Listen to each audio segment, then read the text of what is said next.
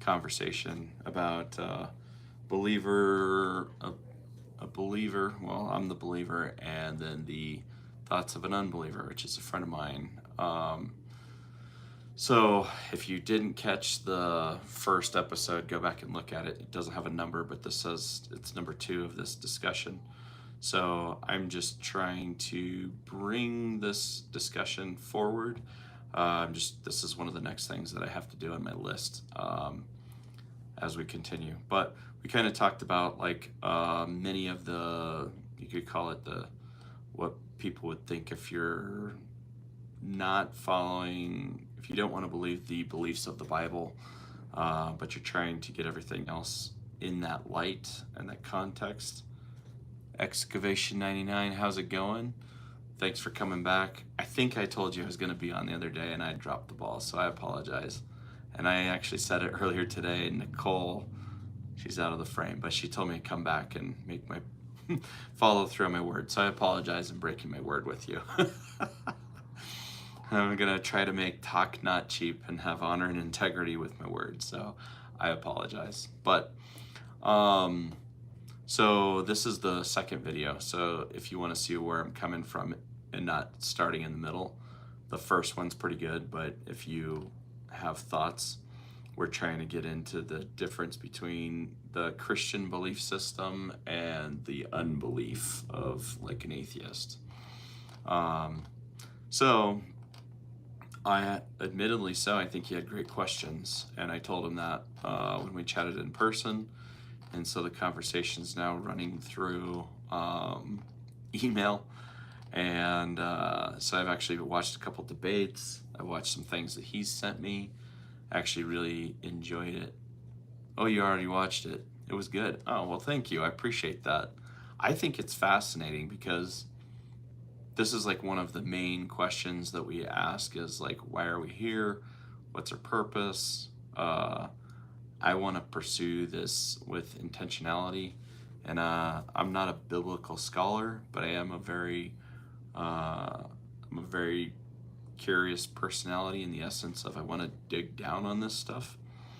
Not that I'm ever probably gonna get to like, I think that there's evidence on either side. You could look at it, but it'll lead us somewhere to hopefully we know a little bit more than we started out with. So there's a really good debate that I've been watching online, and I'm not done with it, but it's titled, it's actually from Alex O'Connor. He's the unbeliever, the atheist, and he's presenting that side of the argument. And it's titled Women, Slaves, and the Unforgivable Sin. And that's Cliff and Stuart Nichol, or I don't know how you pronounce their last name. They're pretty popular if you follow those guys, as far as like having debates on Christianity on college campuses and things like that. I love watching it. But so I'm going to run through kind of my thoughts in response to that previous conversation, excavation. So Ter Kaiser, Brawl Stars, how's it going? But I actually presented this through AI because I was curious what it would say and if it would have alignment. So I'm going to tell you what AI said presenting my side of the argument, because I was curious where it would go with that. And that was just basically, what is supporting the biblical argument against that. So I'll kind of read through that with you as well. Romans chapter 8 is a good reference for unbelievers. And it does actually, so AI specifically brings that up. So that's cool that you brought that up. Yes, I am an American. I'm in Colorado. How about yourself? Harless, how's it going? So said, I appreciate your passion and the depth of your thoughts here. You've laid out a robust critique of religion, Christianity in particular, and raised some profound questions about the existence of God, the nature of the universe, and the validity of religious texts like the Bible. Since you asked for the best biblical argument against your position, which was his position, I'll first address that. then step back to tackle the bigger question of evidence for God's existence, avoiding circular thought or logic as you've challenged. I'll aim to engage your points thoughtfully without preaching or dodging the hard stuff. Sorry, my beard's coming out over here. Oh, you're Turkish. Well, welcome here. That's awesome. Hamosa Hassan, can you please shout me out? Your name is Bungle. How's it going, Bungle? Welcome to the channel. So the best biblical argument against that thought, that previous ending thought of my last video, was your core argument is that the universe's chaos, suffering, and indifference combined with the man-made nature of religious texts disprove a loving, omnipotent God. A biblical counter-argument might lean on Romans chapter 8, verses 18 through 22, and Job 38 through 42, which address suffering and God's role in a broken world. And this is this goes pretty deep. It was hard for me to understand when I read through it earlier, but it's still good. It says, I consider that our present sufferings are not worth comparing with the glory that will be revealed within us. For the creation waits in eager expectation for the children of God to be revealed. The creation was subject to frustration, not by its own choice, but by the will of the one who subjected it, in hope that the creation itself will be liberated from its bondage to decay. So it goes on to explain this, that the Bible doesn't deny suffering, cancer, earthquakes, pain, but frames it as a temporary state in a fallen world, cursed after human sin in Genesis chapter 3. It argues that God didn't design this chaos originally. It's a corruption of an intended good creation with a promise of restoration. Your list of harms, disease, disaster, and human evil aligns with this bondage to decay. And the text claims God's plan includes an ultimate resolution, not indifference. And I feel like, what's up, Sam? We are back. I followed through this time. But my thought is that the promise and the fulfillment of that promise isn't also immediate. So the fulfillment does come later in the story through eternal life, right? And what my pastor was calling paradise on earth. And I felt like that was fascinating because that is the fulfillment of this shortage, which is typically, I feel like the alignment and the mentality of human nature is so short term, especially now with technology. It's even shortened. So we have this ability to only pay attention for portions, like seconds at a time. So which I also really challenge people to dig into things, many things, including their faith, but just like their thoughts, attitudes, and beliefs, just to challenge that and see if you can something can hold your attention for more than seconds, go to minutes, and then maybe hours, and so on and so forth. But Job 38 says, when Job demands answers for his sufferings, God responds with a cosmic perspective. Where were you when I laid the earth's foundation? Who shut up the sea behind doors when it burst forth from the womb? This doesn't dismiss suffering, but asserts that human understanding is too limited to judge God's purpose or purposes. It's not a warm, fuzzy answer. It's a challenge to trust in a bigger picture beyond our grasp. The biblical rebuttal would say, yes, suffering exists, but it's not evidence against God. It's evidence of a broken world God is actively redeeming, which that comes later on in the story, right? Hey, welcome here, J-Dub. It's not a warm, fuzzy answer. It's a challenge. Okay, I read that. The counterclaim is that without God, there's no basis to call suffering wrong or expect anything different. It's just nature. With God, there's a moral framework and a promise of justice, even if it's delayed. I'm thinking that's kind of the thought as far as, and I even, We were talking about that the other day, actually, huh? But it's basically talking about that we don't, many times we won't receive justice here in the way that we feel like it would be meaningful. It's going to be something that comes far later down the way. I mean, it could be in our lifetime, but it doesn't necessarily say that it is going to be in our lifetime.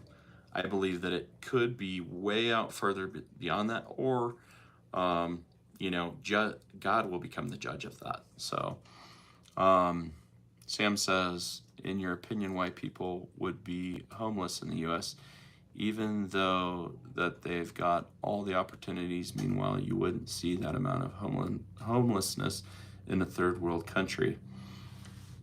And I think that is an interesting point, just because you do actually see a lot of that, especially where I would say that we have a lot of accessibility to distractions and things that are unhealthy. So a lot of that is predominantly, the homelessness is really abuse of substances and mind-altering things. So it's not really like a mental illness, but I believe that leads to a mental illness, as if that makes sense. Like, and that's challenging, again, that thoughts, attitudes, and beliefs. So part of my past is that I had a DUI, so I had to go to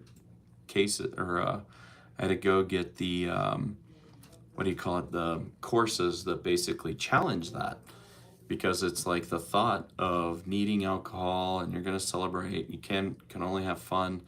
It addresses a lot of that mindset and the belief system, and you remove this thing that you think you can't exist without that. So, Tom, how's it going? And Logan, welcome back. Excavation, so true. Everyone will have a judgment day. Yes, I do believe that, and I think that while we as those human beings, we want to see it happen. Somebody wrongs us and we want it to happen right away.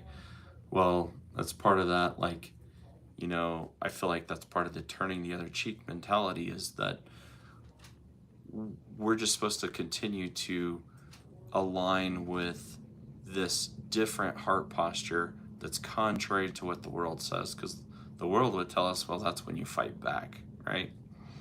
But yeah, some on earth, everyone in heaven. And for those that don't get there, right? I mean, that's still part of the judgment. But anyways, it gets into that too. So stepping back in evidence for God beyond circular logic. You're right to call out circular reasoning. The Bible is true because it says it's so. It doesn't hold water. Same goes for the Book of Mormon or any other text. So let's ditch that and look into evidence outside of Scripture, addressing your point that all religions are man-made and lack defined authorship. So the first one is the universe itself as evidence. Philosophers like Aquinas, not Bible-dependent, argue from cosmology. Everything that that exists has to have a cause.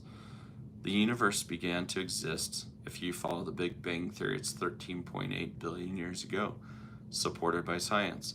Therefore, the universe has a cause outside of itself, something uncaused, timeless, and powerful. This isn't God wrote the Bible, but a logical step towards a purposeful origin. You might counter, why not a multiverse or a random quantum event? Fair, but those theories still dodge the why anything exists at all question, and they're untestable too. Ironic, given your call for falsifiability. Logan, I told you about Pop the other day. Yes, you did. Might have to refresh my memory, Logan. Sam says, like, seriously though, even though I've seen a lot of immigrants from where I live, which is Jordan, they literally go there extremely broke once they get there and make at least $25K per month in the US. Well, and a lot of that is I've heard that too, because it's so much easier to succeed in the US There's just more abundant opportunity, but there's a lot of laziness because there's also a lot of distractions as well. But I think I might have said this too, but I think that we are monetarily wealthy, but we have a lot of spiritually brokenness, let's say. Um, but I think third world or countries that are struggling, people that struggle, they know what it's like to go without, and they don't want to do that if they don't have to do that. So when somebody finds opportunity that isn't used to having it, they flourish in that environment. Oh, you got scared to escalate it. Okay. Oh, okay. Did you email me, Logan? I gave you my email. And I'll pray for you, Logan, before I go. Or if you go, tell me and I'll pray for you. But Sam says actually the majority of the Jordanian Americans, they're actually millionaires. That's interesting. It'd actually be an interesting study to see how many versus I guess the rest of the population. Maybe there's a higher amount. That would be fascinating. So point number 2 is the fine-tuning of the universe. The constants of physics, gravity, strong nuclear force, etc. are razor thin for life to exist. This is actually really interesting because if you look at probabilities for the existence of life on a planet, I mean, well, you can see because this is the only planet that exists, at least that we know of, and there's a lot of space. But if you look at that number, it's ridiculous. But as well as the uniqueness of each person and the probability that you are you. That's a pretty wild one too to exist. But you change them slightly and no stars, planets, or humans form. Scientists like Stephen Hawking noted this remarkable precision. And here's the options within that is blind chance, and the odds are astronomical, which is true. The multiverse, which is speculative and unprovable, and intentional design, a mind behind it.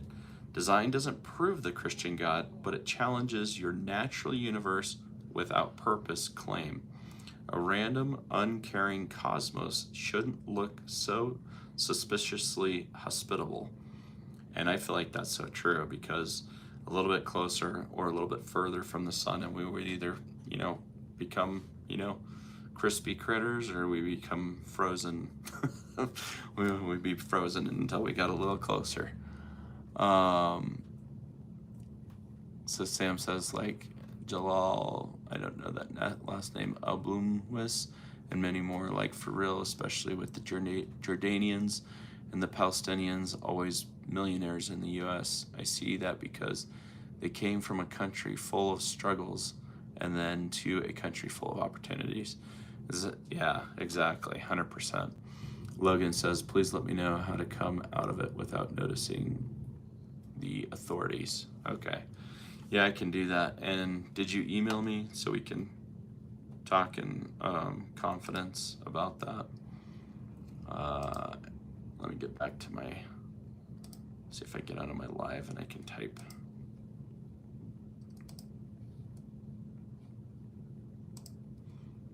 And I think I have the chat turned off. Here's my email. Oh yeah, that's right, because you may have logged out before we got to that point.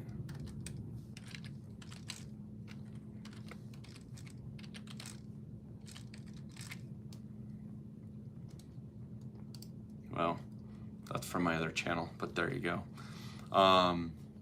So yeah, and I'd love to do a phone call with you too, Excavation. So if you want to drop me your number, I'll add you and then we could chat.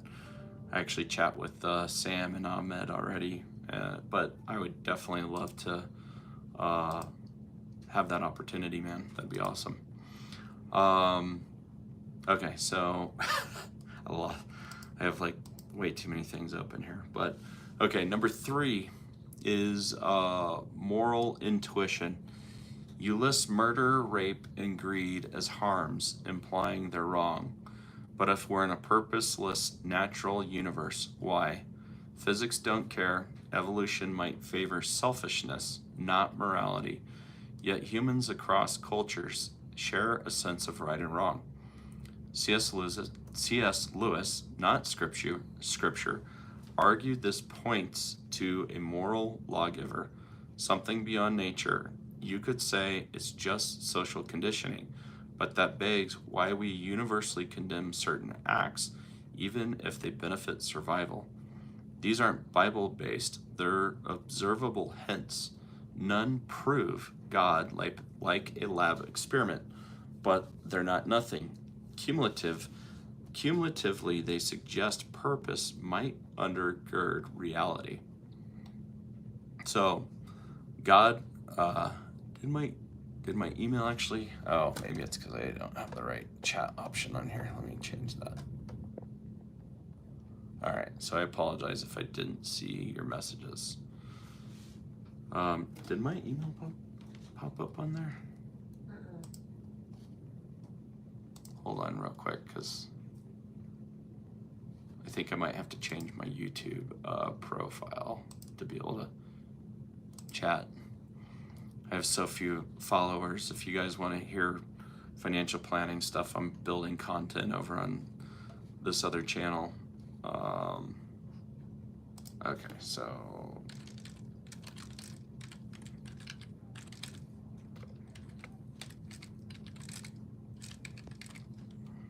I mean, your live is showing up under Cooley Kyle. If that's what you're. Yeah. Well, I couldn't post my email for some reason. I think it's because the other channel isn't allowing interactive. I can't go on. I can post it. I just did it, but Oh. thank you. So, all right, so let's get back to this. So, does God make a difference? You ask, with or without God, suffering persists. Earthquakes don't spare Christians. True. The Bible doesn't promise immunity. And in John chapter 16, verse 33, in this world you will have trouble, specifically states that. The difference isn't in dodging pain, but in meaning. With God, you have suffering is random, final, and pointless. But with God, suffering has a context, a fallen world, a response, God's involvement, and an end, which is redemption. Testable, not fully. Faith bridges the gap, but the Christian claim is God entered the mess via Jesus, suffered with us, and offers hope beyond. That's not falsifiable, but it's not invisible either. Historical evidence for Jesus' life and impact exists. Tacitus, Josephus, even if you reject the miracles. And then it says, is Christianity a copycat? And Isaac, what's up, man? How are you?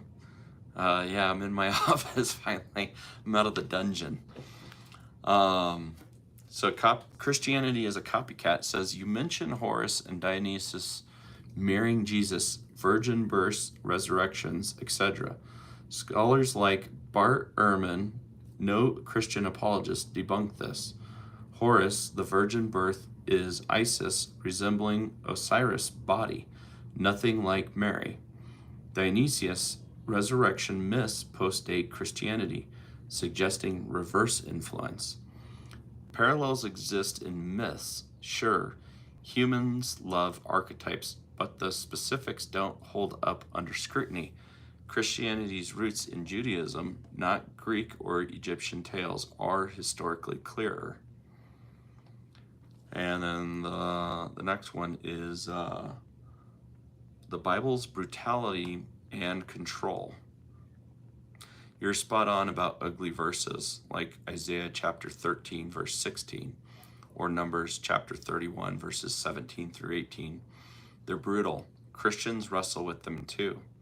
And here's the options on that is 1, context.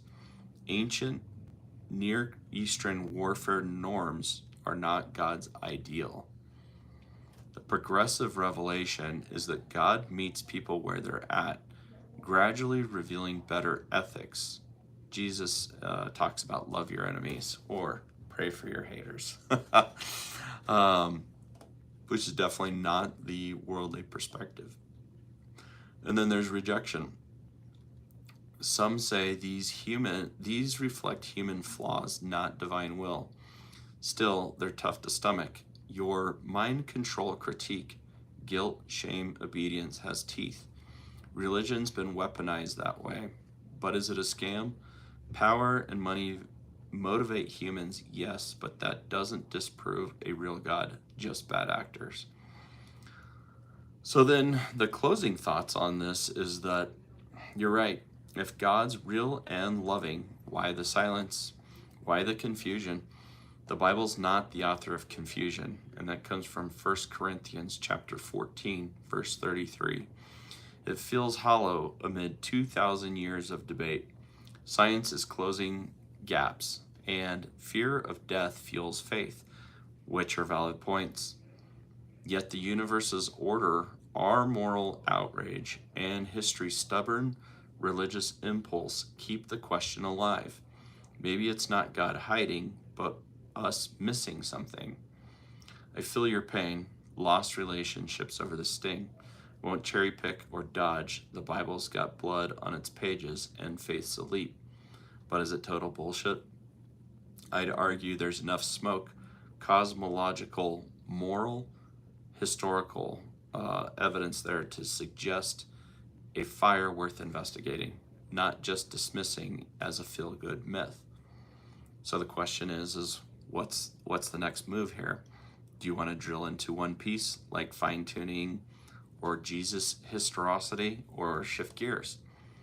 So I dug down on that a little bit. And oh, you just sent me an email. Okay, awesome. I'll message you here in a minute. Where did it go?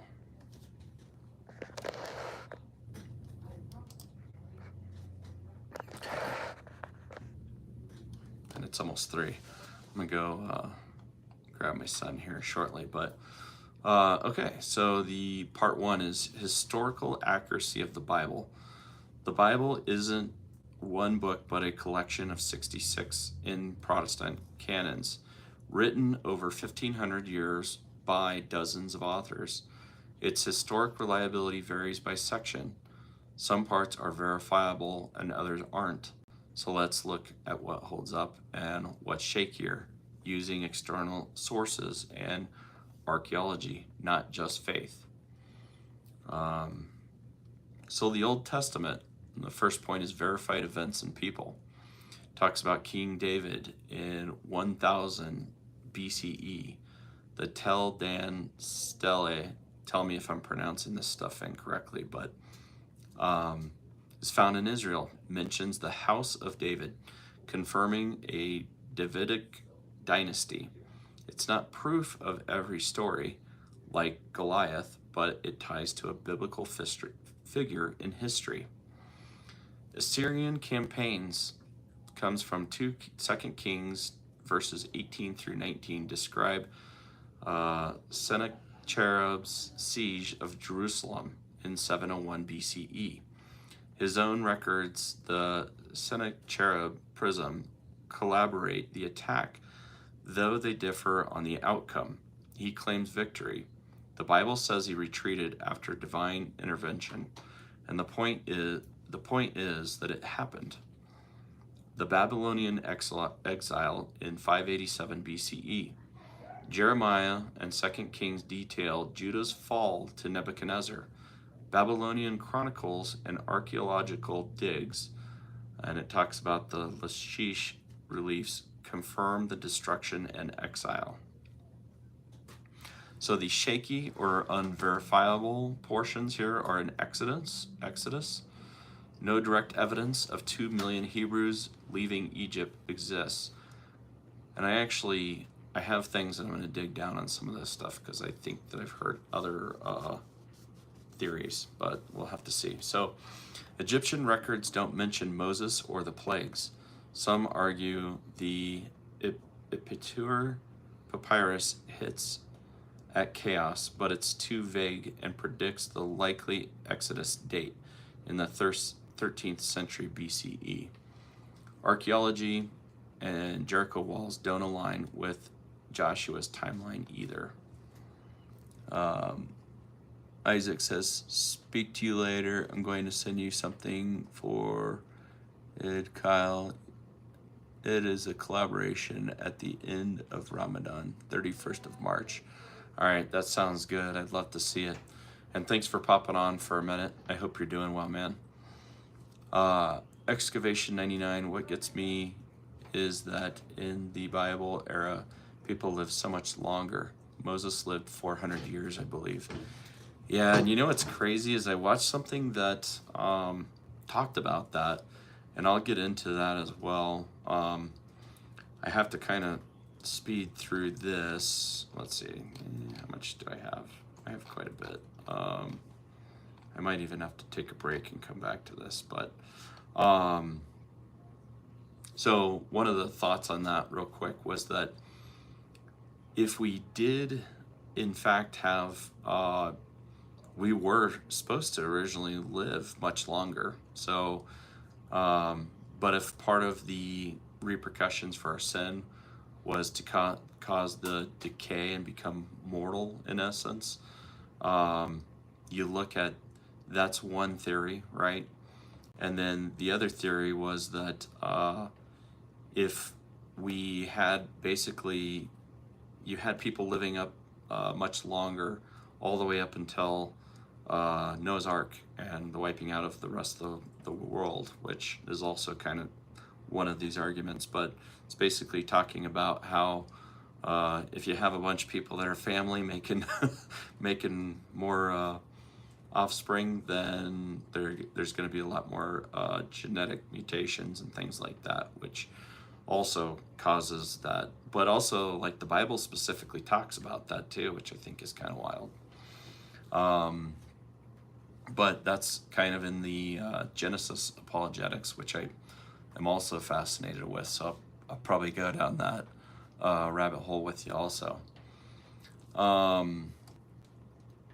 Where did I leave off here? So,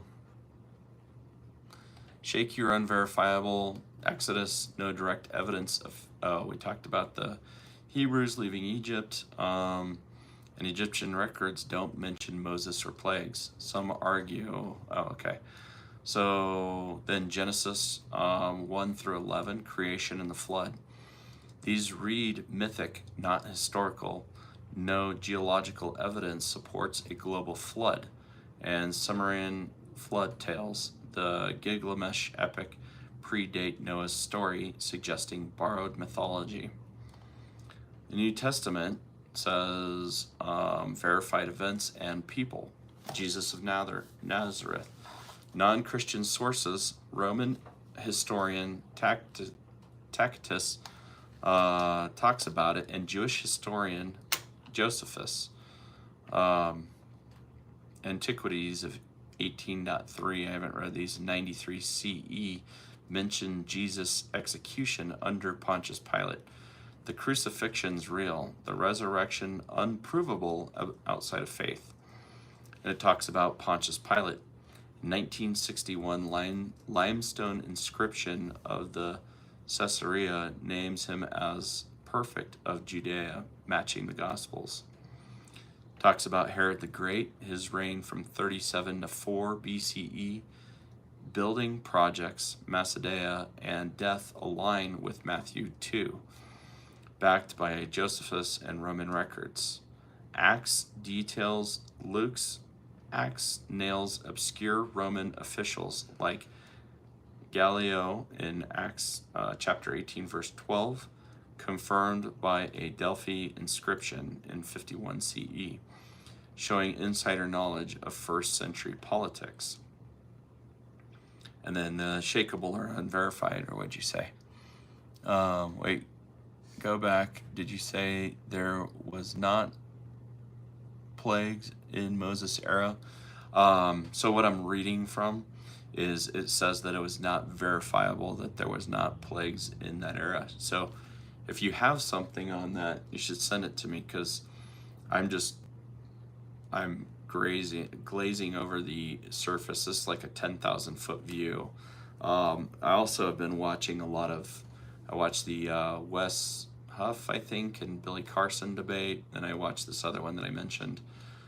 Really great, and like, I mean, if nothing else, this should just send us on our quest to dig deeper into this. Not that that's really the point, but I still think it's fascinating and hopefully reinforces some of, or a lot of the belief system. So then shake your unverifiable or census in Luke 2.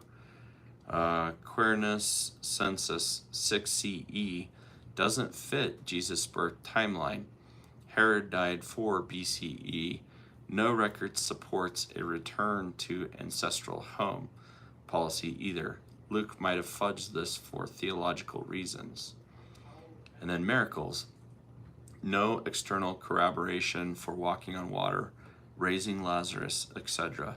These hinge on eyewitness claims, not history. But I'm also sitting here like, well, if it's an eyewitness claim, I mean, I don't know. But talks a little bit about that too down below. Archaeological takeaway. The Bible's not a history textbook. Its authors cared more about theology than precision, but it's not pure fiction. It gets names, places, and events right enough to suggest real roots, especially in later texts. Still, gaps and embellishments like Exodus and the miracles mean it's not accurate like modern chronicle. Scholars like Israel Finkelstein argue it's more historical memory than fact, for example. In the united monarchy of David and Solomon looks smaller than first claims. Per digs at Megiddo. Am I saying that right at all? I feel like the names and places really challenge me. But part 2 is why believe the Bible's true? Historical accuracy is one thing. Truth is trickier, especially if you mean divine inspiration or moral authority. People trust it for reasons beyond archaeology. So let's unpack those and test them against your man-made religion critique. So the manuscript evidence gets into quantity and age. The New Testament has 5,800 Greek manuscripts, some, the Codex Sinaiticus from the 4th century CE, others, John Ryland's fragment within 100 years of Jesus, or 125 CE. Compare that to Homer's Iliad, 643 copies earliest, 400 years after. The Old Testament Dead Sea Scrolls, example is Isaiah 150 BCE, predate Christianity, showing textual stability. I think that's actually really interesting too. Well, I just achieved an activity. What about the Nile River turning red, or Israelites leaving the Pharaoh, or all the firstborn dying, and many more of the plagues?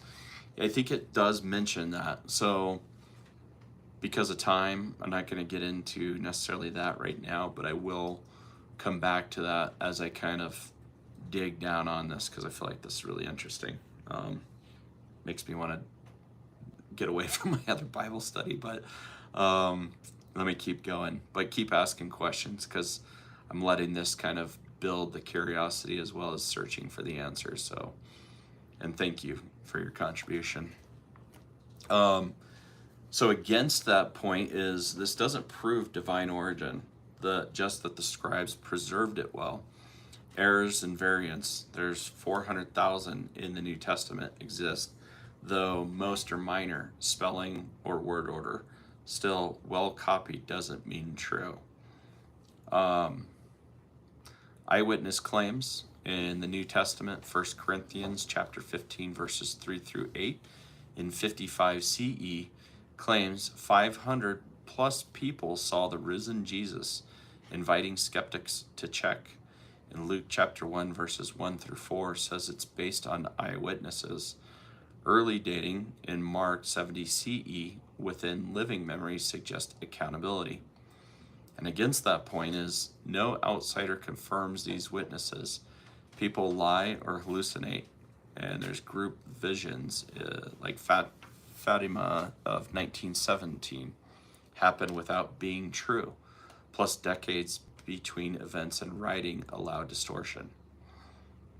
The prophecy fulfillment is the claim in Micah chapter 5 verse 2 predicts a ruler from Bethlehem, which is Jesus. In Isaiah 53 describes a suffering servant interpreted as Jesus. Daniel chapter 9, 70 weeks aligns with Jerusalem's fall in 70 CE. Against you is that this is vague or retrofitted. Micah's ruler could be David. Isaiah 53 fits Israel, not Jesus per Jewish readings. Christians shape the story to fit. Matthew tweaks Jesus' birth to hit Bethlehem despite Luke's census issue. Excavation 99 says, have you heard of the Weeping Bible? It's a Bible that weeps holy oil. I think that I had heard of that. That's pretty wild, and I would like to. Do you have anything more on that you can send me?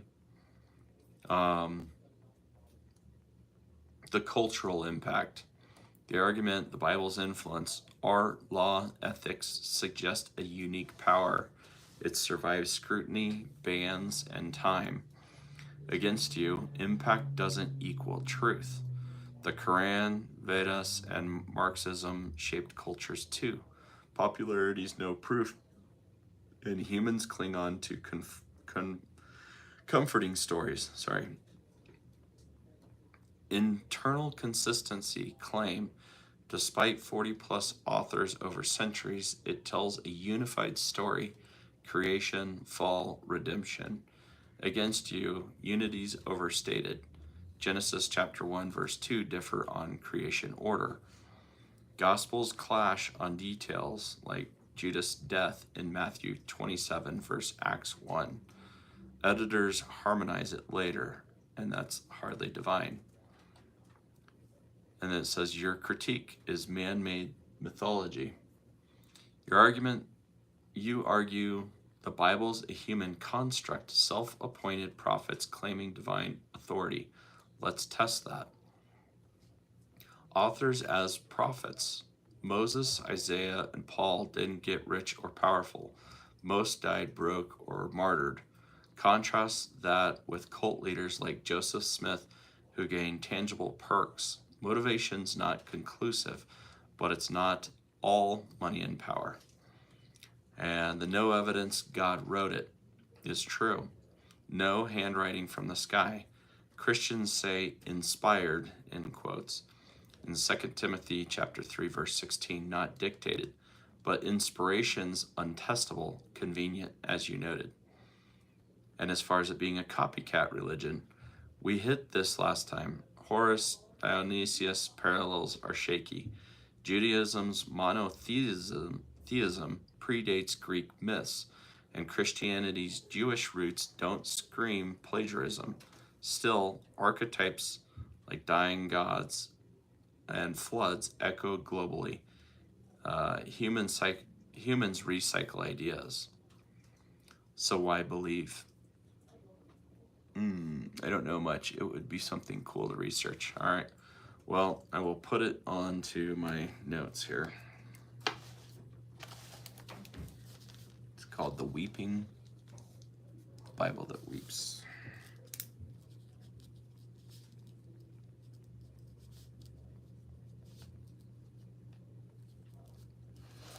All right. So, why we believe. History, it's partially verifiable, enough to take seriously, not enough to seal the deal. Transmission, manuscripts suggest care, not conspiracy. Experience, millions claim it works, transforms lives, answers big questions. It's subjective, sure, but real to them. A leap of faith, archaeology and logic only go so far. Belief fills the gaps. And against those points is it's not all circular. External sources, Tacitus and Teldan, and science, e.g., or sorry, example is no flood layer. Let us cross-check. But your point stands. Much hangs on faith, not proof. Miracles, inspiration, God's voice, these don't dig up the dirt. Suffering, your earliest list still glares, and the Bible's brutal bits, like Numbers 31, don't scream loving God without a heavy spin. So where we land in all of this, and then I'll go on to the next one, but that'll be the next video. It says the Bible's historically accurate in spots, like kings, cities, Jesus' death, but not flawless. True. Beyond that depends on what you're after, facts, meaning, or God. It's got human fingerprints, editors, biases, myths, but that doesn't kill the chance something bigger is behind it. No smoking gun says God wrote this, but no slam dunk says total scam either. So what's our take now? Do we want to zoom in on something else? So that's kind of part of the AI answering back to a lot of those questions. But what do you guys think?